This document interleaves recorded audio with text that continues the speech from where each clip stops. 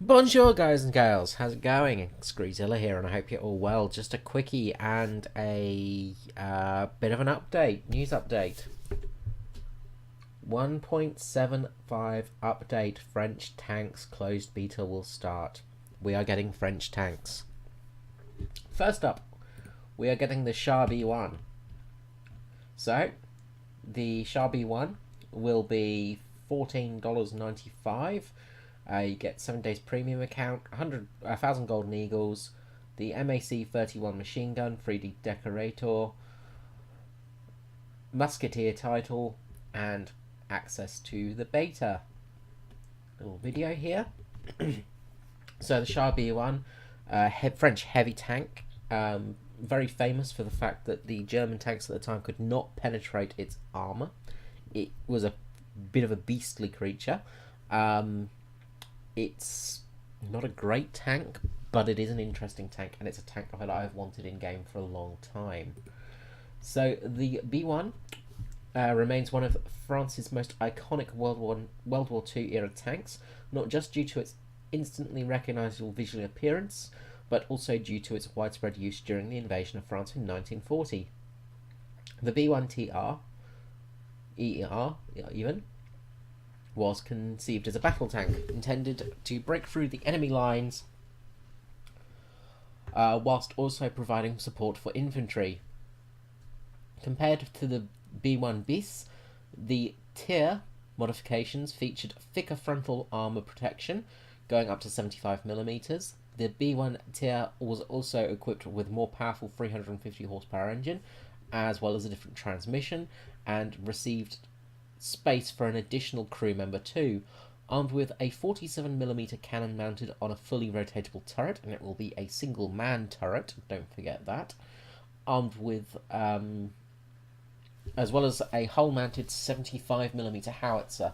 The B1TER is capable of bringing a lot of destruction to enemy ranks. So some screenshots here of it as well. Let's see if we can get them working. There we go. So as you see, you've got the 75mm howitzer and the 47mm, I think we said. It's going to be very similar to the Churchill one in its. It's basically going to be very similar to the Churchill one in how it plays. It is very heavily armoured at the front, but this cupola here is very easily taken out. Very light armour here on the cupola. I don't know how well it's going to do, actually. The BIS obviously is going to be the standard model, so this is the premium version, so it has more frontal armor. So frontally, I don't think anything's probably going to be able to pen you, but at the same time, you're not going to be able to pen most things. The howitzer at the front is probably just going to have high explosive ammunition, so nothing exciting in that. You might have some sort of armor piercing from the 47mm, but it's going to be a bit of a whale, so you're going to have a hard time getting through. Next up, we have the M4A1 FL10 tank, which is tier 3. So that's a tier 2, by the way. This is a tier 3. So with this one, it's $29, $29.99. 7 days premium, 1,000 golden eagles. You get a mass 38 SMG for a 3D decoration. There it is. Desert Wolf title and closed beta access. Now, the M4A1 FL10 is a French modified version of the American classic M4A1 Sherman tank, which was ordered and used by the Egyptian army and included an oscillating turret. Now, the oscillating turret is something that is unique to French tanks. Yes, it's going to be quite interesting to see how it works. It gives you a lot of depression. It's a very interesting concept. We'll get to that later on. I'll do something about that in the future. Oscillating turrets consist of an upper and lower part and enable the cannon to elevate by tilting the entire top of the turret, whereas the lower part connected to the turret ring and enable horizontal movement. This design provided multiple advantages, including high gun placement, smaller turret size, and simpler, more reliable auto-loader mechanisms. Yes, that's right. autoloaders. Fortunately, the crew did not need to load the 75mm cannon on the M4A1 FL10. An automated mechanism automatically reloaded the cannon. The autoloader consisted of 2 drum magazines, each which held 6 rounds, with twin 6-shooter drums. A gunner could fire a total of 12 shots in quick succession without reloading. Oh yes, we are getting autoloaders. So here is the FL10. So the oscillating turret, as you can see here, it looks odd.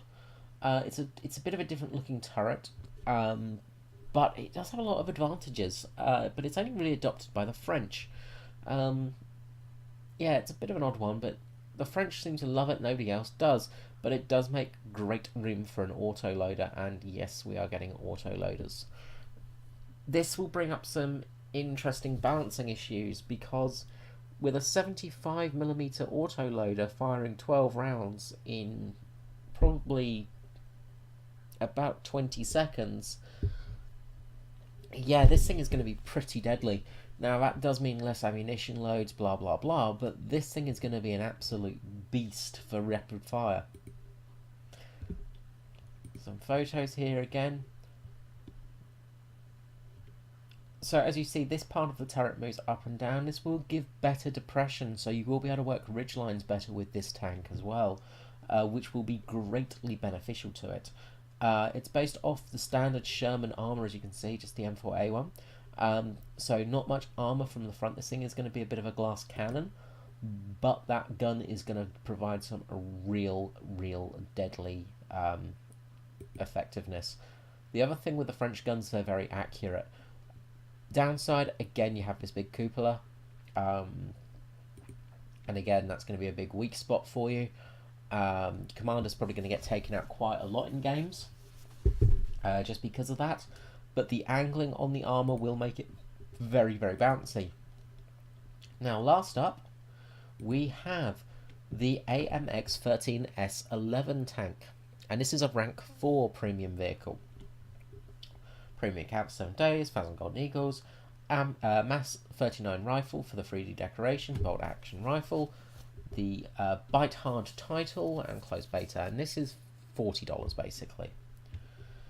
So the AMX-13S11. The original AMX-13 was a light speedy tank first developed by the French in 1940s, and then later modernised and modified over the following decades. The AMX-13S11 was developed during the Cold War and included retrofitted ATGMs to complement the AMX's standard 75mm cannon. Thanks to the ATGM, the AMX-13 can now effectively engage targets up to 3 kilometers away and penetrate up to 600mm of armour. The turret house is an autoloader cannon, 75mm cannon, again similar to the 6-shooter design, 12 rounds. Yeah, same as the Sherman one. Top speed is 65 kilometers per hour. Relatively low ground pressure as well. It has very low ground resistance, so it's very good across sand, things like that. The AMX-13S11 can take adventurous positions faster than any other vehicle, which makes it a great ambush predator.